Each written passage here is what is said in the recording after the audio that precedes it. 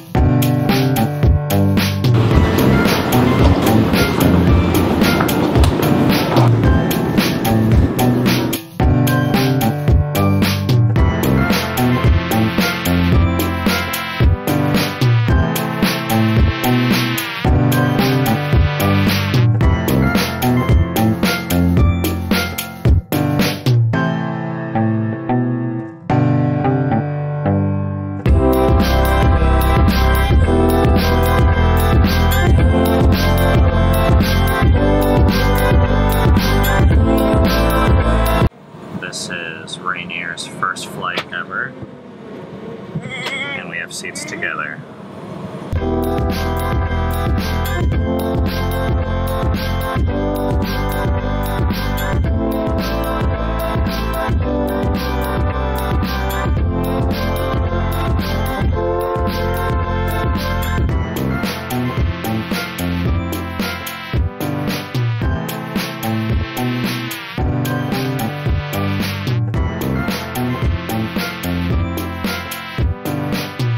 Larger electronic devices such as full-size laptops. Small, lightweight, handheld electronic devices may continue to be used and held for landing or stowed within reach. Thank you.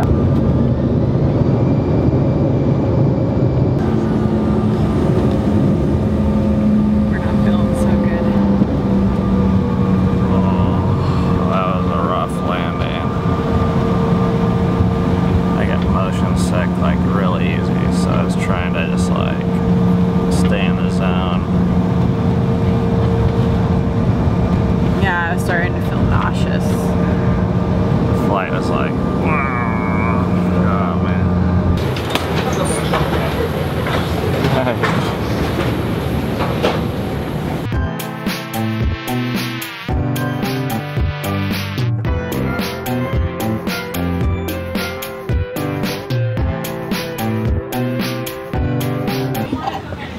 Come on. Oh,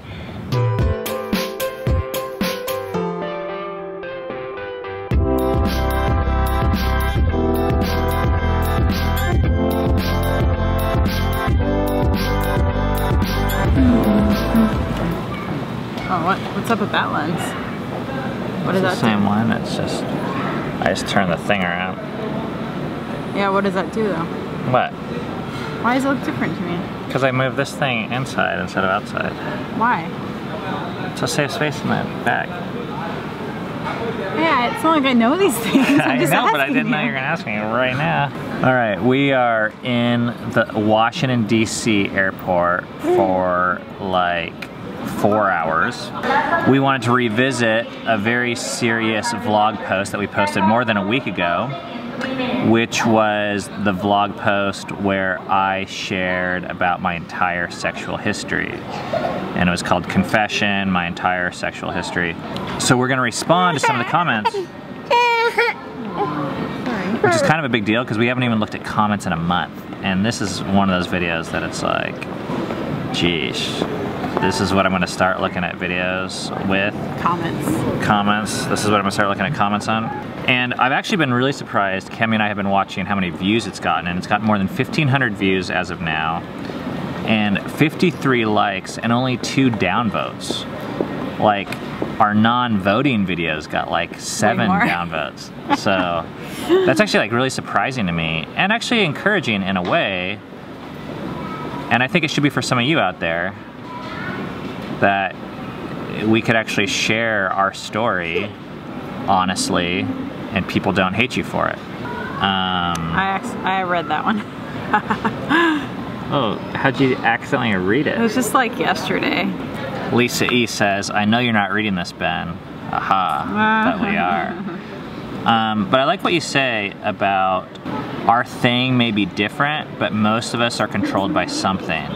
And then you say it could be something good like volunteering at church or working 70 hours a week. And it could be a secretive thing. And we see life that way as well, that everyone's addicted to something in a way. Thanks for sharing that. The Freedom Project says, I know Ben won't see this, but I still want to say I think it takes a lot to admit when we were wrong. But it takes a whole lot more to be able to put it out there on the internet. He is a leader of men, maybe not in the traditional sense, but in the way he can lead them out of this kind of shame and imprisonment. I was just impressed from start to finish. Thank you for sharing that. One of the things that I learned in 12-step groups was this phrase that you lead with your weakness. And for me, it's the only type of leadership that I'm really interested in anymore. And growing up in churches and religious organizations, there was a lot of leadership and we did a lot of it, but it was all with your strength. And if you didn't have it, you faked it till you made it. And that was what I got really good at. And I'm at a place where I just don't feel like I can afford that for my soul anymore. I agree, it is a form of leadership in a way. Like, I want to lead people into being free of secrets and having freedom with whatever it is that you've done or that's happened to you. And that's what we're trying to do, and that's why I read this. Sarah, oh, okay, here. Sarah is saying that it's cool that reading this reveals that we believe that God is not disgusted with us. And we really agree with that. And we've come to really believe that. And actually sharing our story in this way is one of the ways that we've actually come to believe it. And she also says, I would love it if Cami would be willing to do a video with her perspective on this process and her experience with 12-step. This has been a longer process for us. What you saw in that video was after a couple years of Ben sharing that with people. It was a little bit scary for me to have him put it on the internet, but I felt like I quickly got over it. I just knew it was important and to do. I think Ben has helped lead me into not being ashamed of my past and being able to get it out there. I don't have to keep it a secret. I also think I've learned a lot about what Lisa E said, in that I'm very different from Ben. I don't have a lot of those same sexual experiences or drives, but I have other things in my past and drives that have been, I believe, just as damaging and just as identity forming. Like she said, I don't see us as different. And that's been really, I didn't always believe that. Probably for the first 10 years of our marriage, I thought we were very different. And I think I thought I was better and that he was more sinful. And I realize now that that's like totally wrong. That's a really wrong way to look at it.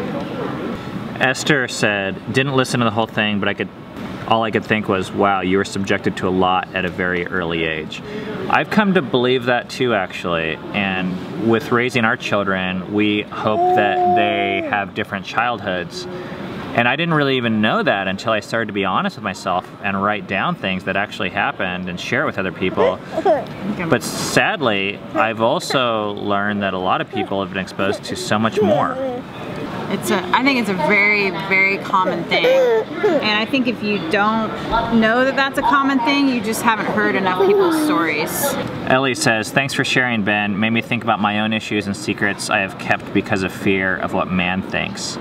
Encouraging to hear your story. Thanks for sharing that, Ellie. And the reason why we kind of put our lives out there is because I've been afraid of man, and I think more I've been afraid of God what he thought about me. And I was hiding these things from even myself and Cammie and all sorts of people.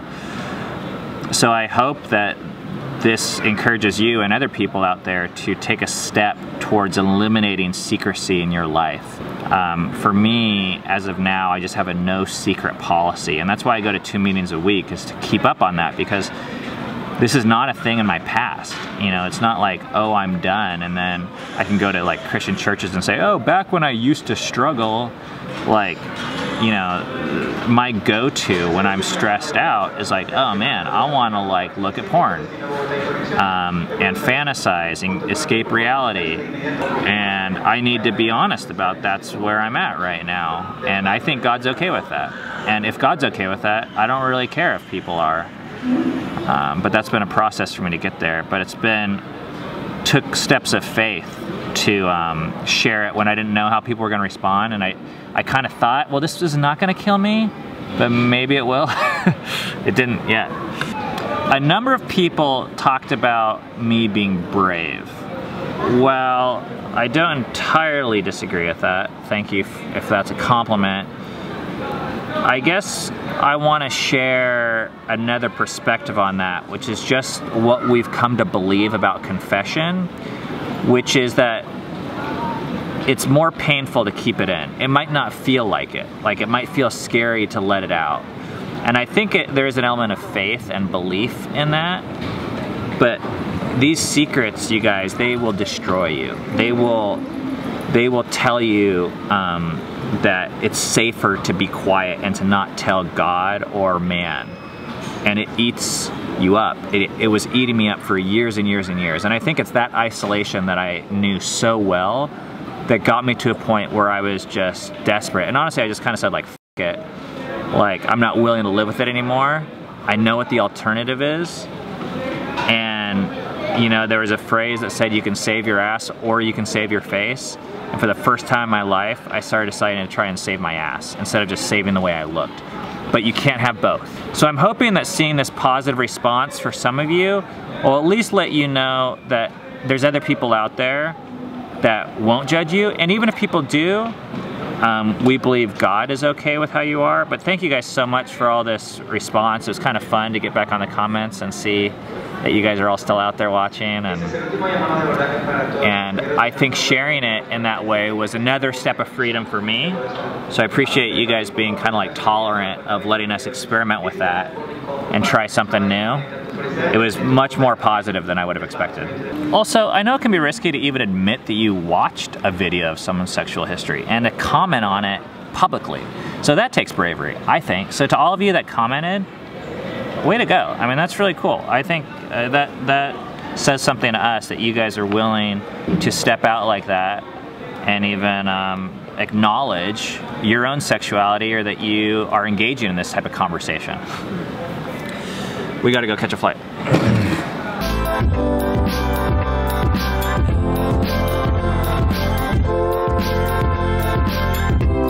We might have missed our flight. We're not sure. They closed the door already, and we're like the last people out here. We like got on the tram the wrong way. We've been running like for a mile. There's our plane right there. Please. No? Oh, we totally just missed our flight. We like ran. The plane was like right there. And then all of a sudden it started to leave without us, and I was like, what? You can't do that. We were in this airport for 4 hours. How do we miss the flight? I feel kind of dumb. I think we missed it by 2 minutes. But the lady at the front desk was super kind, which was a huge plus, and got us a flight in 2 hours, which just means we're going to be 2 hours later. But that makes... Hopefully that's not us 2 hours from now. But that makes like a 12-hour traveling day into a 14-hour traveling day. And the whole reason we're going to Seattle is because my uncle is dying. And and we bought plane tickets just 2 days ago this weekend. My parents already flew out there. He's in the hospital. This is my uncle, right here. That's me when I was a kid. And Cami and I made the decision that it was worth the money and the time, even though it's like crazy before Thanksgiving and we're having to leave the rest of the family behind, and we're gonna go and we're gonna say goodbye to him. And our hope is that we're able to get there before he dies. The kids wrote some letters to him that we're gonna deliver. He's not conscious as of now, and Filia made some things for him. I don't know if my uncle is going to even know that I'm there, but I started to realize that death and birth and marriage, it brings families together, and my cousins are there and everyone's kind of at the hospital. My parents are there, and I feel like there's really important family things that are happening right now that I think it's valuable to be there, to be a part of, and to support the people that are living and my uncle. And I just can't think of a better use of our time and money than to be at a place like this at a time like this.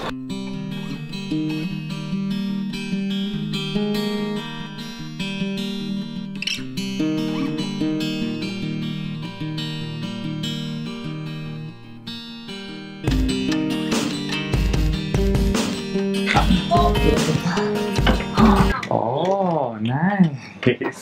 Nice? Oh, nice. We made it on the flight. It is 7:10 p.m. so this flight is like an hour and a half late in addition to the 2 hours late. I have no idea when we're gonna get in. Oh, you trading grabby grabbies? Oh, hey. The other one had a couple. Hey.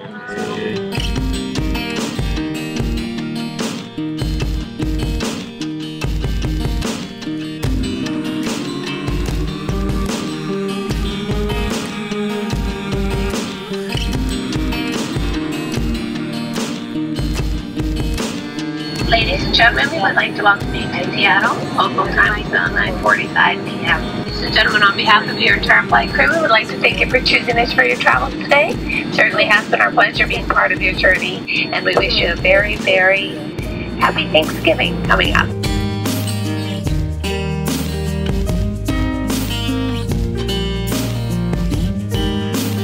We've been flying for 14 hours.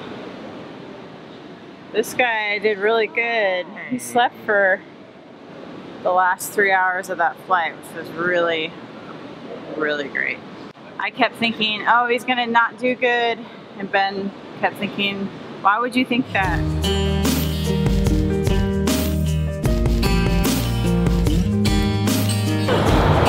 Whoa, whoa, whoa. You guys did a long day. Yeah. Who's this?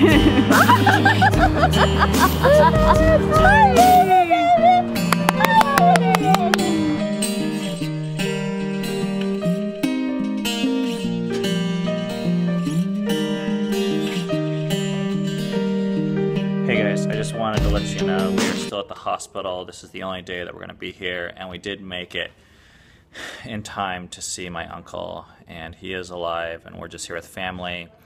Today we are not filming at all, which means that the next episode you watch is going to be us flying home. If you're new here, we post new videos every weekday, just sharing what our family looks like and what we learn and what we believe as a way to inspire some of you to just know that there's a different way to live that puts family first. So thank you guys for watching. We hope that you will subscribe if it helps you to watch more of these videos. Thanks.